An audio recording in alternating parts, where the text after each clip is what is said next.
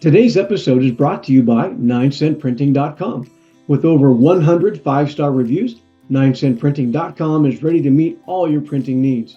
Are you a church plant or a small church with no copy machine? No problem. 9cent Printing has you covered. If you need bulletins, flyers, books, cards, offering envelopes, posters, they do it all. I know the Christian owners of this business personally, and I'm not just a fan, I'm also a customer. Fast, nationwide shipping, affordable, professional, wow printing at wow prices. Check them out at 9centprinting.com. All right, welcome to the Small Town Pastor Podcast. This podcast is a ministry of Small Town Network. We exist to make disciples, train pastors, and plant churches in smaller communities. My name is Eric Nielsen. I'm joined again by my trusty co-host, Tony Colomb, who is rocking the hat of the, what is it? Florida Atlantic University. So for all the Owls, is that right? Owl fans? Go Owls, yep. That's the thing, is the Owls? Yeah.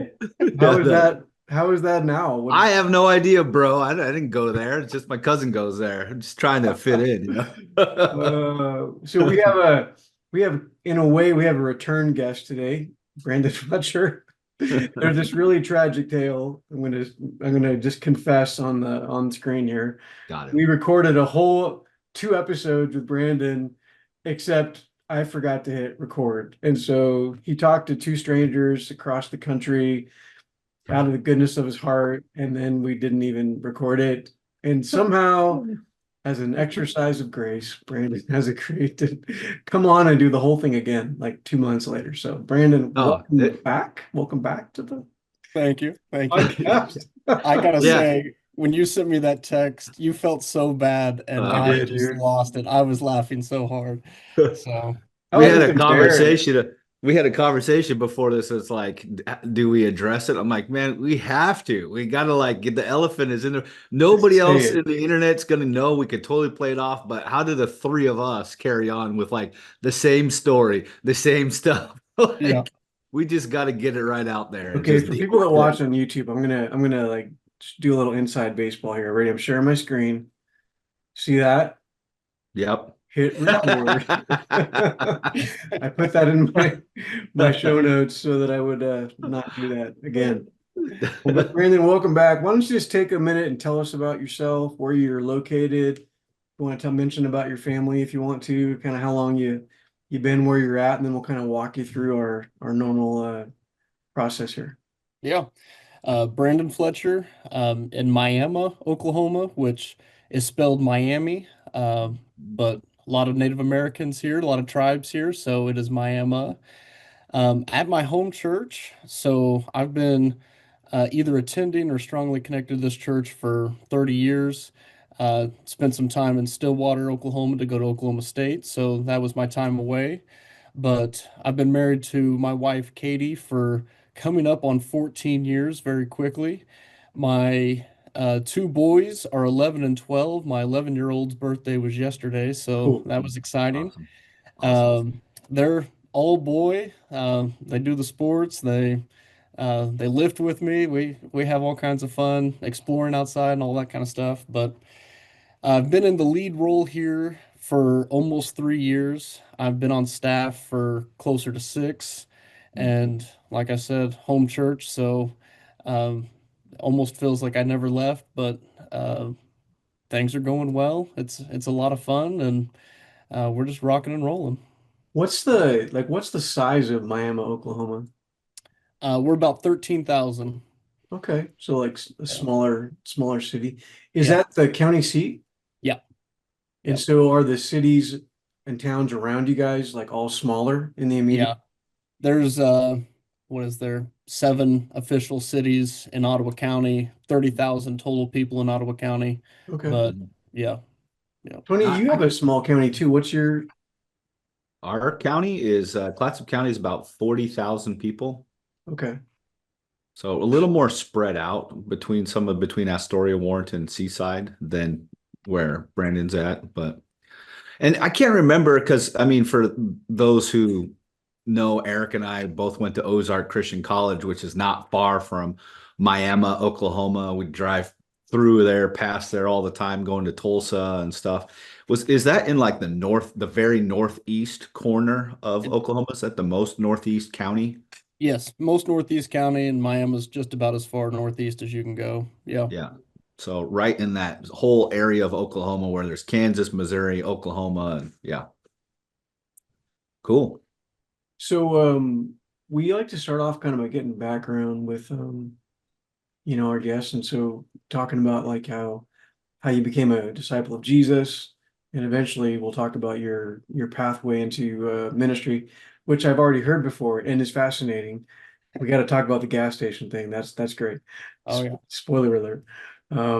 Yeah, talk about your family, like growing up, and like your pathway to becoming a follower of Christ. Yeah. My dad grew up in Miami, so when him and mom got married, they moved here, and dad was raised as a Methodist, so I was sprinkled. I just learned that a couple of years ago, so I guess I've got that going for me. And growing up, the Methodist church was not very strong in like kids and youth ministry. My parents were just kind of looking down the road. So they decided to start looking for other churches. My mom was raised in a Restoration Movement Christian church.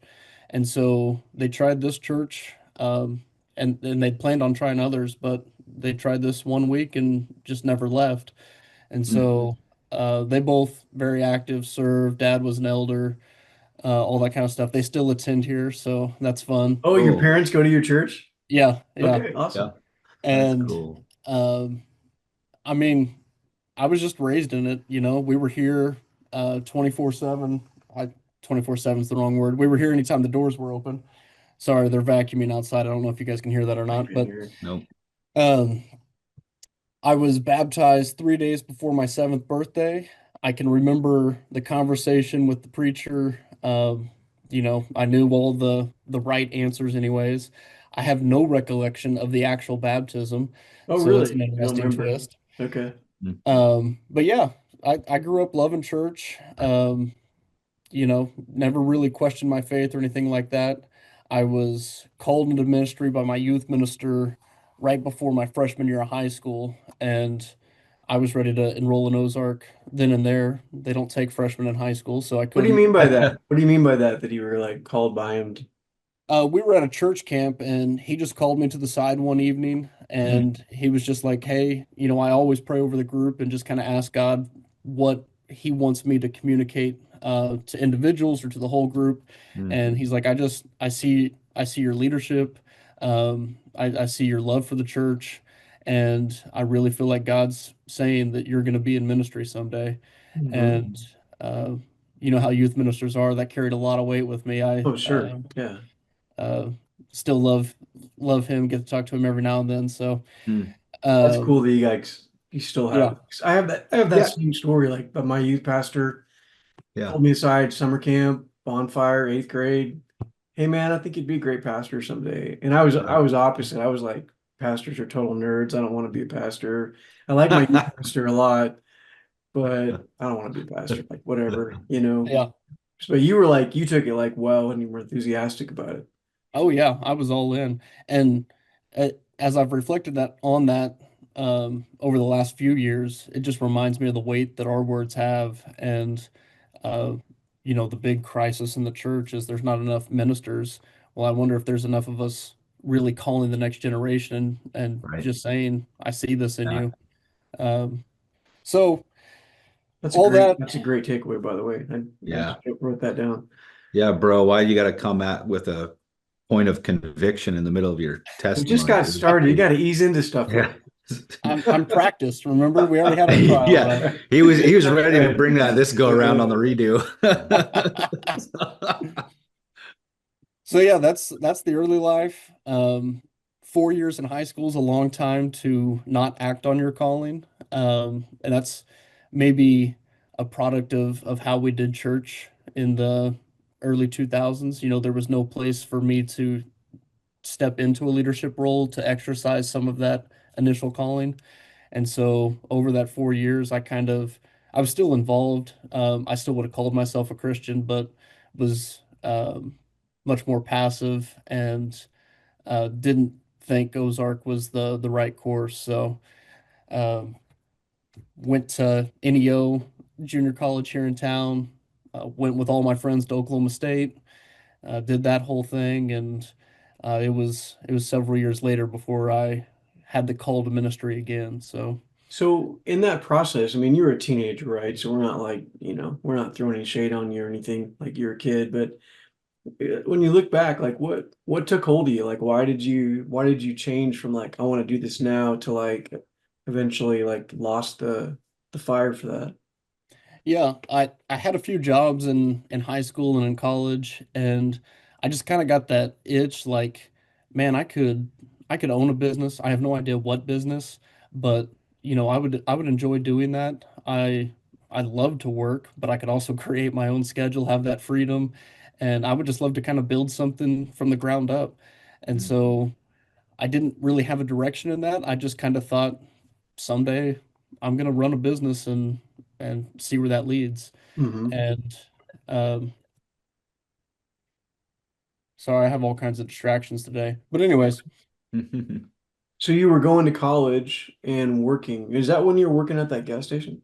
when I went to Stillwater, yeah, yep, To Oklahoma State? Okay. yep, I had Go some Pokes. connections. That's right, go Yeah. Pokes.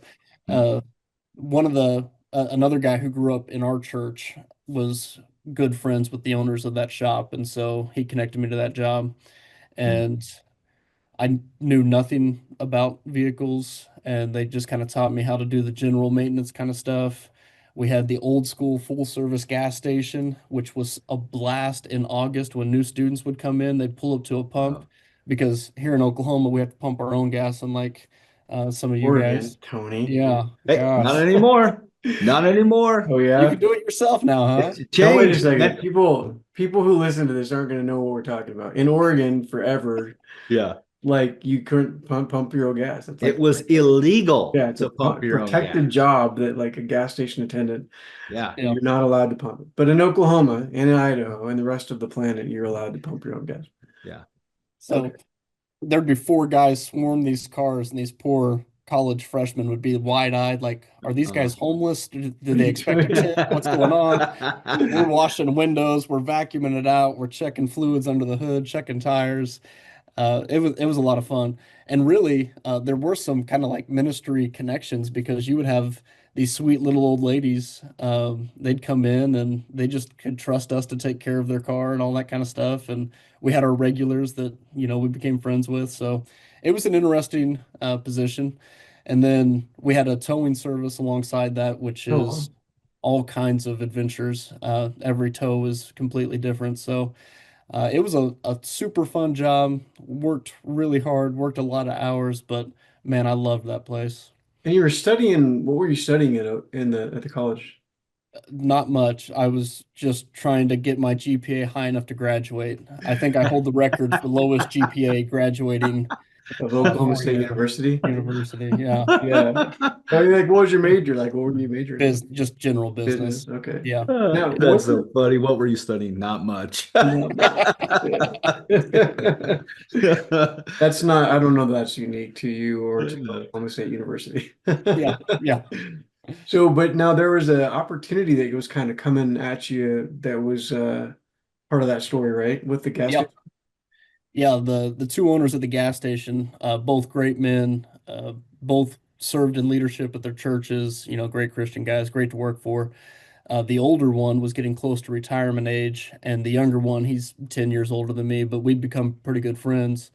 And so he approached me about buying out his partner when the time came. And, I was just thinking that, I mean, that's exactly what I've been looking for. I didn't know what industry, but I wanted to be an owner of a business. So we started making plans for that, and it was a 3 or 4 year span of John was close to retirement, but oh, I need one more year, and oh, I need 6 more months. And as that's going on, my wife and I get married.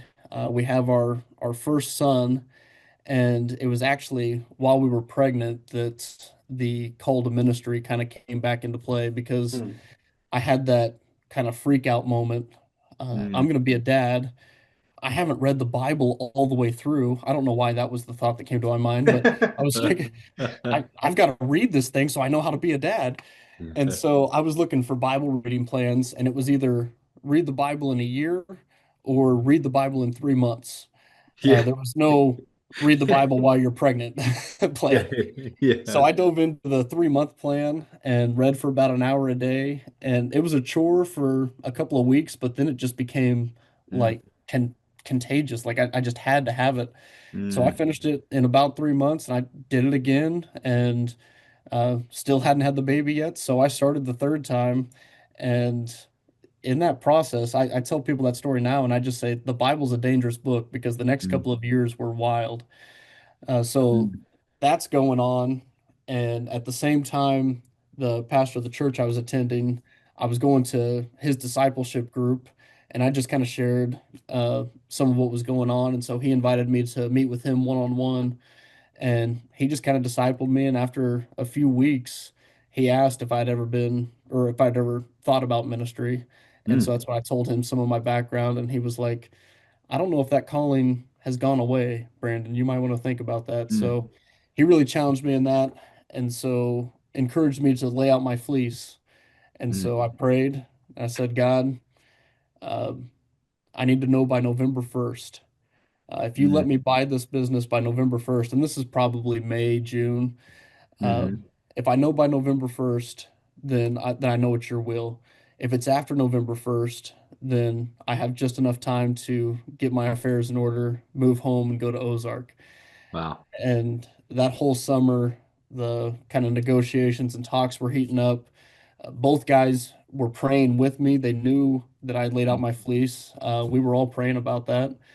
And sure enough, I can't remember the exact way it fell. I think November 1st was on a weekend. So a couple of days later on Monday, Daryl, who's going to be my potential business partner, he comes skipping into work early, which was already weird that he was early. And he's like, dude, John's ready. We had dinner last night. He's ready to actually sell you his half. Oh no, I said, Daryl, Daryl. you've been praying about it. Yeah. Uh, you know I'm putting in my 2 month notice. I'm gonna work through Christmas and then I'm moving home. Mm, And he hung his head for a second. He was like, I figured you were gonna say that. He just gave me a big mm, bear hug. He he was nothing but supportive. Uh, mm, he's like, I'm super disappointed. I wish you would stay, but man, mm. that takes some character and integrity. Like he just spoke that Yeah. truth, into me. Yeah. So that So was did he buy it without you? yeah, Is it yep. still He still going? runs it. Yep. Oh, can Yep. we give a shout out? Like, what's the name of the service station? They changed the name since I worked there. It's Downtown 66. Downtown 66. Yeah. Okay. In And in Stillwater? Stillwater, Oklahoma. Yep. Okay. Nice. Shout out. That's Maybe they want to awesome. be a sponsor of our podcast. Yeah. Yeah. I'll shoot him the link to this afterwards. We'll see how that Yeah, goes. yeah. That's right. Yes, because there will be an actual link this time. Yeah. Yeah. I've seen Dude, pictures online and stuff. That's cool. but seriously, like that really is big kudos to you because I don't know if I would have done the same. I'm just being honest. Like, it's like put the fleece out there November 1st, Lord, but then it's like a couple of days later, well, close enough, right, God? And Right. Right. Yeah. so, I mean, And props like, to you for the integrity and be like, no, this is what the was said, this is what was prayed, and it was answered in this fashion. So, got to take it for what it is. That's Yeah. big time. well, Yeah, and it I, is. I give credit to the men around me and like Mm, the discipleship relationships. I mean, my pastor was pouring into me, and then Daryl, we met together every Saturday morning before the shop opened and prayed. mm, And you know, that's I think pretty unique for a couple of yeah, guys who weren't in ministry. We were just right, everyday believers. Um, and bro. so their encouragement and their support in that, and then just my conviction, Mm, the way I was mm, thinking of it, God, if you give me this business, it's a 10-year banknote. I'm gonna mm. make as much money as I can, and then I can pay my way through Bible college. Like I'm Yeah, still yeah, called into ministry. It's just I'll gonna be a make money 10-year first delay. and then I'll go into ministry. yeah, Yeah, yeah, yeah. Which now that we've all been in ministry for a while may not be a bad model. yeah, yeah. Make the money to just pay for the college and not have, Oh Yeah, any man. debt. yeah. Yeah, for So, real. Well, hey, But, let's hit pause on your story, and I just want to talk to you guys for a second because I think it's not something we've talked about before with anybody, but the sense of calling, mm, um, it's very common for people to talk about ministry as a calling. And obviously there's these, key figures throughout the scripture that were called by God. When you think about, Abraham and Paul and you think about these guys, Moses, and we never want to put ourselves like, those are like key people in like the overall like meta narrative of scripture, like we are yeah. not those guys. We're just like Massive, regular like dudes. century long, like Yeah. important theological moments. Yes. Right. Not quite there, but yeah. But theology is an interesting word here because Mm, there's a theology of calling mm, that I don't know that it's like real plain in scripture that like God calls people to be pastors. mm, mhm, Um if we're using biblical language, I think, Acts 20:28, keep watch over yourselves and the flock of which the Holy Spirit has made you overseers. mm, Okay, the Holy Spirit's kind of directing people into roles. But do Brandon, you've talked about like obviously you had a moment where you felt like an actual call. How would you describe that? Was it like, an audible voice? Was it a sense you had, inner conviction? Like how would you describe that? I think it was inner conviction and then just a restlessness. Um, since that time, while I'm going to Bible college, I'm working secular jobs, trying to make ends meet, doing all that stuff. I worked for a great nonprofit here in town as I was trying to find a church job.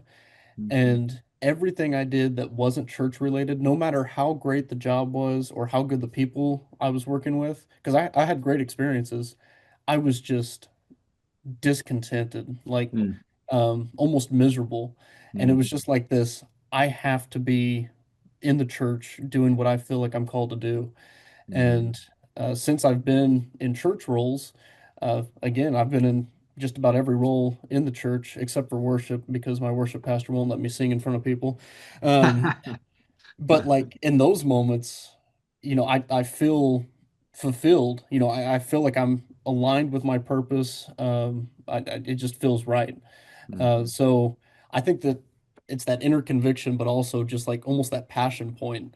I think God gives us that to help us through the hard times in ministry, to keep pushing through. Like it's just that reassurance, this is where you're supposed to be.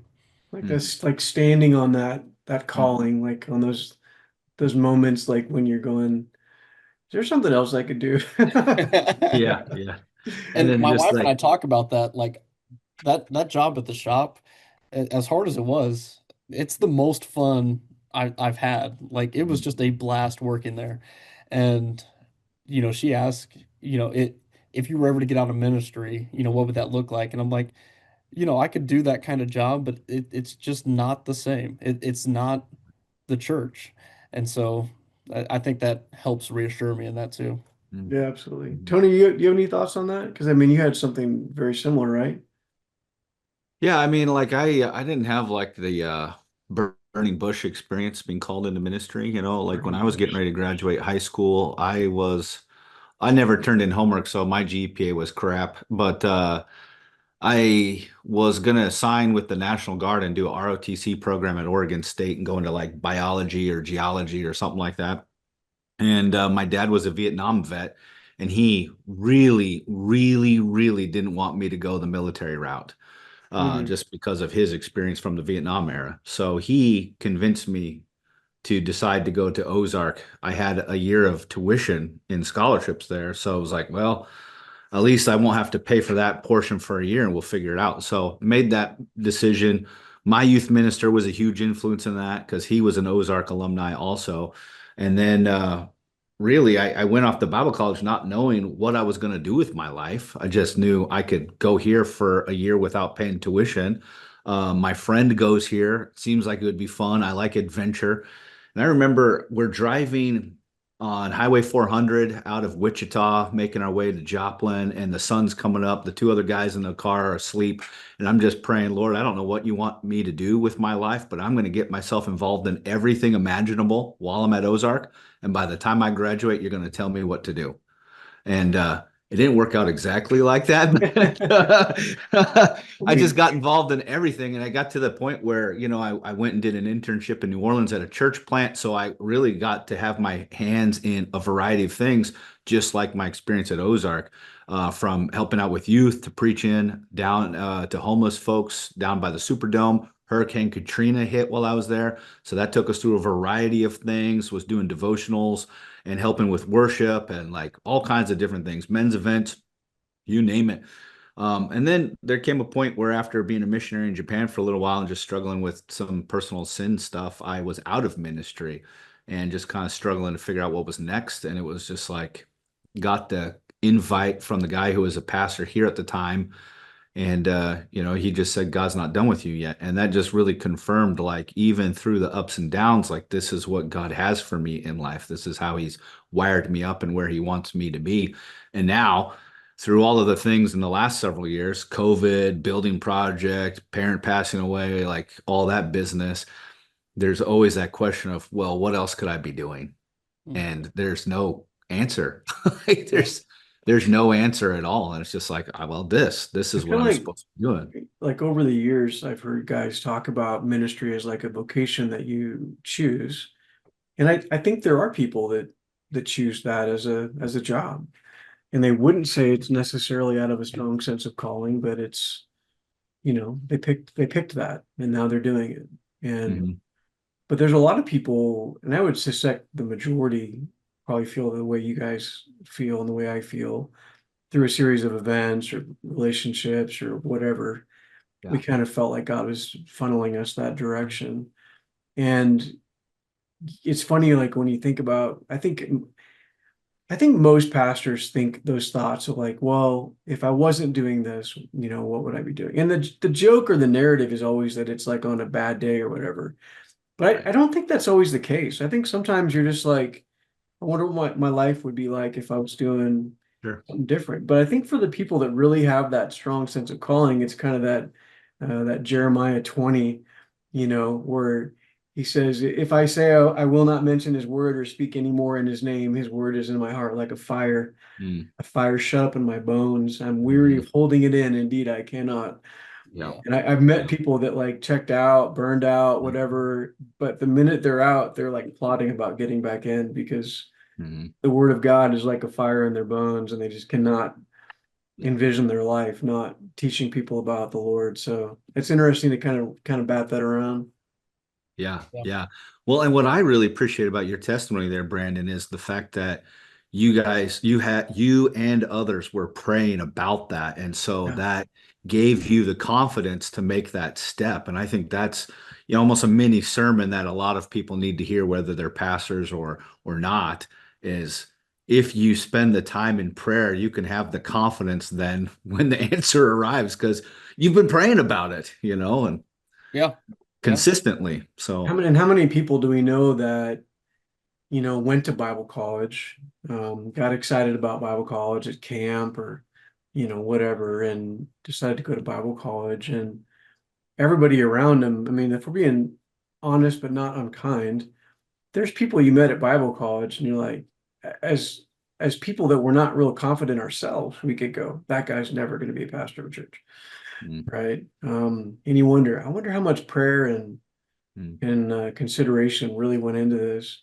I've talked to yeah, professors who've told me, Bible college professors who've told me they have to have talks with kids sometimes after their freshman, sophomore year about like, we don't think you should continue in this because we don't see you being someone that's going to make it in this environment. We don't see mhm, churches wanting to hire you to be leaders in their congregation and for mm, you to continue on and pay and study and do all these things. Um, maybe a bad route for you moving forward. I can only imagine how devastating that'd be oh have a man, talk Yeah. with that. But it it's goes hard back and to real. that vocation Mm, choice or calling or interesting, yeah, interesting stuff. Yeah. yeah. Thanks for humoring me on that little sidebar. I think that's an interesting topic. So Mm. Brandon, back to your story. We'll kind of wrap up your kind of first half, and then when we do our next episode, we'll talk to you more about your job at your current local home church. And then also we want to be sure to talk about Discovery Bible Study and some of the things, the challenges with that. So your route from, Ozark, I know you went and you served in like some small towns around Joplin. Is Yeah. that right? Yeah. Just south of Miami is a little town called Afton. And Okay. the preacher who was at my home church when I was here had semi-retired. He was preaching there on the weekends, Okay. and he found out that I was going to Ozark. So when I needed an internship, he took me on, and that grew into a youth ministry by accident. They had a part-time youth minister, and he he told me when I showed up that him and his wife had been praying that God would send somebody to take over the youth ministry because they were commuting from Joplin. And Oh, he's like, "You're that answer." you're the guy. No, I'm not. No. Yeah. So, uh, I told the elders there, I'm like, I have zero desire to do youth ministry, but I'll do it if the church needs it. We met again like 2 weeks later, and I was like, fellas, I love youth ministry. Mm. I don't want to do it very long, but I'm having a lot of fun right now. So that lasted a couple years, and it was really good. Like through college kind of thing. Yeah, and a little bit after Ozark, I was doing my master's work, and so I stayed on, but I was working full time trying to sell insurance, and I'm a horrible salesman. That confirmed my calling, by the way. Um, I was doing the youth ministry part time, which we all know how part time youth or ministry goes, and then doing master's work full time. So we Mm. decided to stop doing ministry for that season just so I could finish up the education stuff and see what opportunities opened up. And so that's what led me after 6 months of not doing ministry. I was just attending here at my home church, and they brought me on staff in a part-time role to develop small group stuff. So Okay. And so then when you graduated, is that when you went to First Christian in Miami back home or? yeah, Okay. yep. Well, that's a good place to leave off. I do want to point out you just talked about your pastor, your former pastor retiring and then going right back into preaching. Yeah, right. Uh, yeah, illustrating the point about it's hard to walk away from ministry. Well, let's go ahead and wrap this one up, guys, and then we'll continue the conversation in our next episode. So thanks for joining, everybody. Be sure and check out our sponsors at 9centprinting.com. We have an upcoming episode with those people. Actually excited to have them on, church planning couple. If you like what we're doing, please like or subscribe wherever you watch or listen. If you're interested in Small Town Network, you can find us online at smalltownnetwork.com. And if you believe in the importance of planting disciple-making churches in smaller communities, we'd love you to consider partnering with us in prayer and financial support. You've been listening to the Small Town Pastor Podcast. Today's episode is brought to you by 9centprinting.com. With over 100 five-star reviews, 9centprinting.com is ready to meet all your printing needs. Are you a church plant or small church with no copy machine? No problem. 9cent Printing has you covered. If you need bulletins, flyers, books, cards, offering envelopes, posters, they do it all. I know the Christian owners of this business personally, and I'm not just a fan, I'm also a customer. Fast, nationwide shipping, affordable, professional, wow printing at wow prices. Check them out at 9centprinting.com.